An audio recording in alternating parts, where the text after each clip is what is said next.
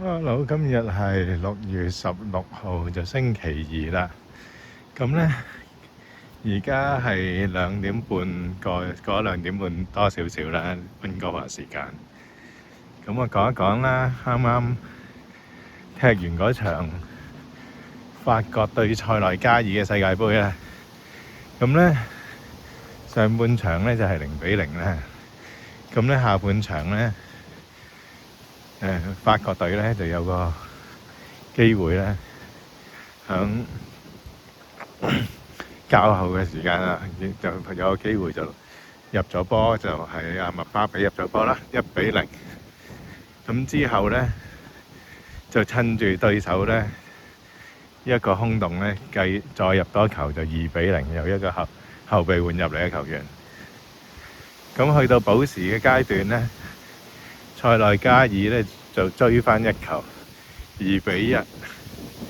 咁正係諗住係咪會有機會翻盤嘅時候咧，法國隊咧響再開波嘅時候咧，就揾到一個空位，麥巴比再射入一球，最後咧3-1完場。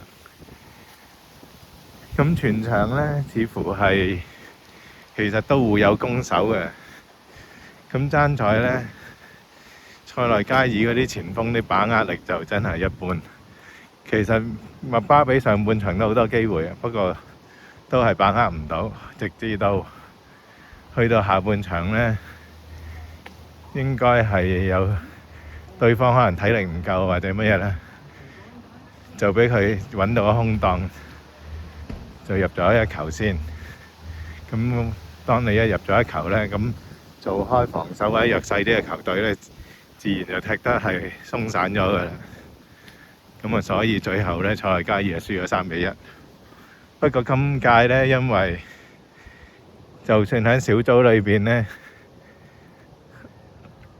唔係話場場贏波咧，都有機會出線啦。因為4隊係有機會出3隊嘅，因為48隊波，咁咧分開咗咧12組。12組嘅頭2名咧就自動出線啦，24隊。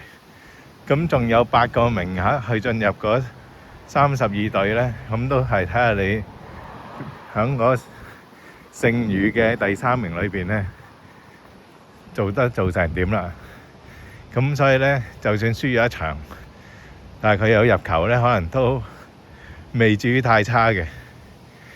咁不過往後先知啦，因為而家咧都係打緊第一，都係好多球隊都未出嚟打過啊。咁嚟緊呢，今日晏啲嘅時候呢，就會係挪威出場啦。挪威呢就有個夏蘭特，咁啊睇下佢可唔可以喺世界盃度發熱發涼。再晏啲呢，就係到阿根廷出場。咁啊，睇下球王美斯可唔可以延續佢嘅光芒啦。嚟緊到今晚呢度時間9點，東岸時間半夜都仲有一場伊拉克嘅比賽。咁啊，到期時睇下仲有冇精神去繼續去睇啦。一日4場波都幾係嘅。今日就講住咁多先。再傾，拜拜。